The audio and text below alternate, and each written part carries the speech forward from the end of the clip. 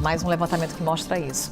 Tem um empate técnico em primeiro e segundo turno, segundo Paraná Pesquisas. E aí tem também um levantamento mostrando o Lula vencendo Ratinho Júnior e Caiado no eventual segundo turno, segundo esse levantamento. E para 52,2%, Lula não merece reeleição, para 43,9% merece. É o índice de rejeição, de certa forma, a partir desse dado. Vou aqui detalhar os números com o Theo. Empate técnico entre Flávio e Lula, tanto no primeiro quanto no segundo turno. É um cenário, vou trazer aqui os números do levantamento, margem de erro de 2,2 pontos percentuais para mais ou para menos.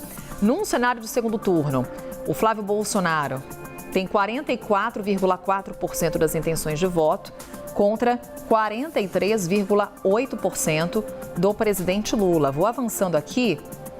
Olha só, temos um cenário aqui de Lula com 39,6%, Flávio Bolsonaro 35,3%, Ratinho Júnior 7,6%, Romeu Zema 3,8%, Renan Santos 1,5%, Aldo Rebelo 0,5%, nenhum branco nulo 6,7%, não sabem, não opinaram, são 5%. Aqui é um cenário de primeiro turno, vou só confirmar aqui a informação. Exatamente, um levantamento de primeiro turno com esses nomes aqui elencados e a gente vê Lula e Flávio Bolsonaro, qual é o desempenho enfrentando Ratinho Júnior, Romeu Zema, Renan Santos e Aldo Rebelo.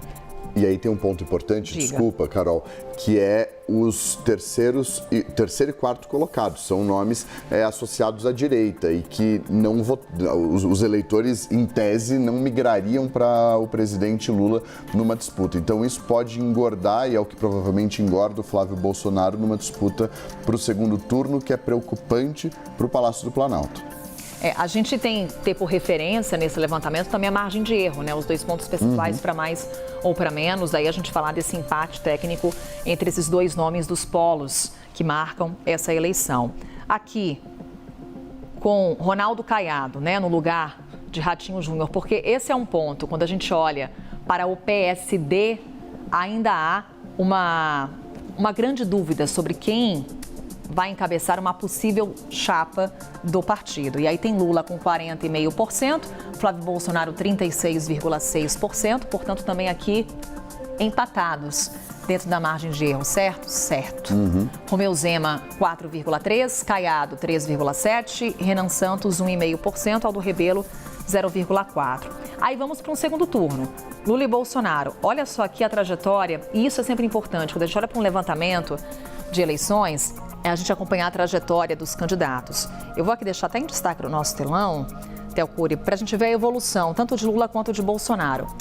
Temos em outubro de 25, Lula na margem ali acima dos 45%, Flávio Bolsonaro abaixo dos 40%. Foi quando teve início, então, essa série do Instituto Paraná.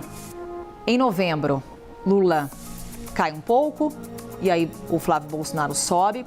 Em dezembro de 2025, essa diferença começa a diminuir, vai Flávio Bolsonaro numa trajetória ascendente até chegarmos nesse cenário, onde os dois nomes se encontram. Estamos falando aqui de Flávio Bolsonaro com 44,4% e Lula com 43,8%.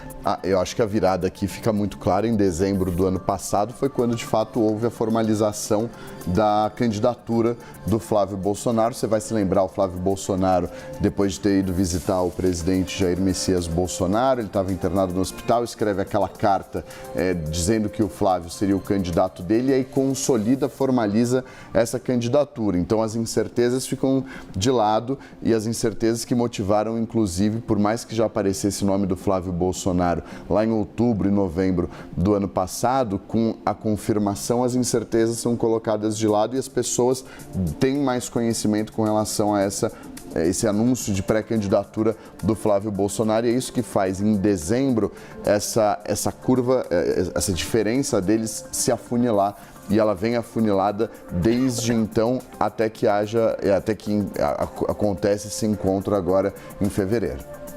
Essa evolução, portanto, de segundo turno, com o nome de Flávio Bolsonaro, esse empate entre Lula e o senador, filho do ex-presidente Jair Bolsonaro.